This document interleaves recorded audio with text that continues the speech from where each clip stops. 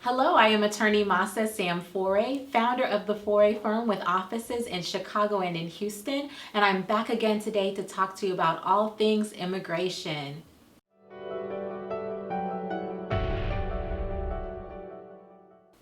So today's question is, I sponsored my husband or my wife. I sponsored my spouse for a spousal or marriage-based visa, but now I'm concerned that they might have been using me. So this question is about somebody who has sponsored their husband or their wife to come to the United States on a marriage-based visa, and then after the fact, they find out that there might have been marriage fraud going on, that basically they were duped. So the question is, what can you do about it? What can you do to correct the process and to maybe stop the person on their pathway to citizenship? So the answer really depends on what stage in the process you are at. So if you are at the initial stage in the process where you as the spouse who has the green card, or you as the spouse who already has US citizenship, has submitted the I-130 petition for a foreign relative to come to the United States, but that I-130 petition is not yet approved, it has not been fully processed, it is possible for you to stop that petition. In fact, if the marriage were to end, if you guys were to get divorced, it's unlikely, and you notified USCIS about this divorce, it's unlikely that the I-130 would then be approved. Okay, but just know that if you've gotten to the phase where the I-130 has already been granted and your spouse has already joined you in the United States, and at that stage they are here on their 2-year conditional permanent residency, and you try to stop the process, it becomes significantly more difficult to do.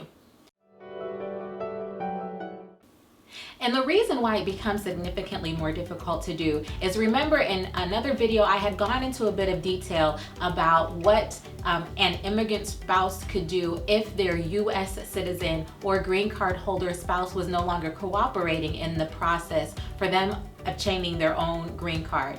And the same question applies here. So if you are on the flip side of that and you are the green card holder spouse, or you are the US citizen spouse, and you believe that somebody has duped you and used you and committed spousal, immigration fraud to get here, well, once you have gotten to the process where the I-130 has been granted, your spouse has joined you in the United States, it is expected that after 2 years, the two of you will jointly file to lift the conditions, right? Because the conditional permanent residency is supposed to last for 2 years, and then you file prior to the expiration of that for the conditions to be lifted. So you guys are supposed to file together, but as with many things through immigration, there are exceptions. And so if your foreign spouse, who unfortunately on this question you believe to have duped you, but if that foreign spouse were to convince immigration that it would be an extreme hardship to them, that there had been domestic violence in the relationship, if they were to convince essentially the immigration officer that they fell under one of the exceptions to filing jointly to lift the conditions, then they could do it alone. Also, if the divorce had already been finalized and there was already a divorce decree, then they would be able to, move forward in the process without you. Whether or not you could at that point in time stop the process, again, it's not impossible, but it would be significantly more difficult once they've already joined you in the United States.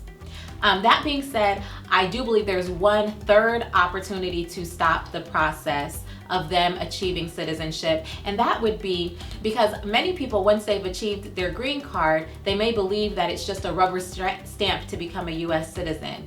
I personally think that the process of getting a green card is much more difficult than the process of getting your citizenship. However, it's still a process. And at the stage in the process where your spouse, your foreign spouse, is trying to go from a green card to actually achieving citizenship, USCIS at that point could inquire and is likely to inquire about the underlying marriage, especially if you guys have already been divorced. So they're going to inquire about the underlying marriage. They're going to, be inquiring for the purposes of determining whether or not the marriage was bona fide and genuine, especially if you guys have already been divorced before they, got their citizenship.